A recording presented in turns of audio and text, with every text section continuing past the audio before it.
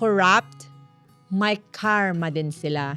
Alam mo kung ano yung masakit? Yung ordinaryong tao, pag nagkamali ng maliit, agad may consequence. Pero yung mga corrupt, parang ang sarap ng buhay. May mansyon, may luxury car, nakakapag-travel.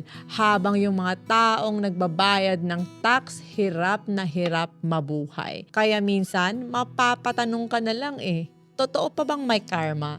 Pero ito ang napansin ko, hindi lahat ng karma instant at hindi lahat ng kaparusahan nakikita mo agad. May mga taong mukhang successful sa harap ng kamera pero gabi-gabi hindi mapakali. May perang nakuha sa pandaraya pero kapalit naman respeto ng tao, pamilya na nasisira, mga anak na nadadamay sa galit ng publiko. Takot na habang buhay silang mabubuking.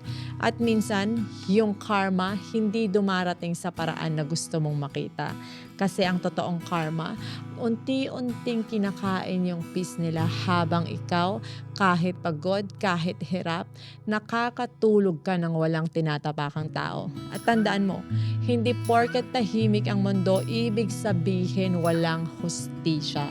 May mga taong matagal bago bumagsak. Pero kapag dumating ang consequences, sabay-sabay.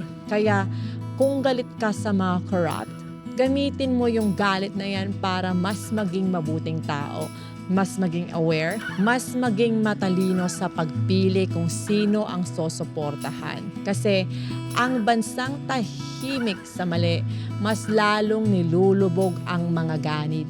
At oo, maniwala ka man o hindi, may karma din sila. Minsan delayed lang, pero hindi nakakalimot ang buhay.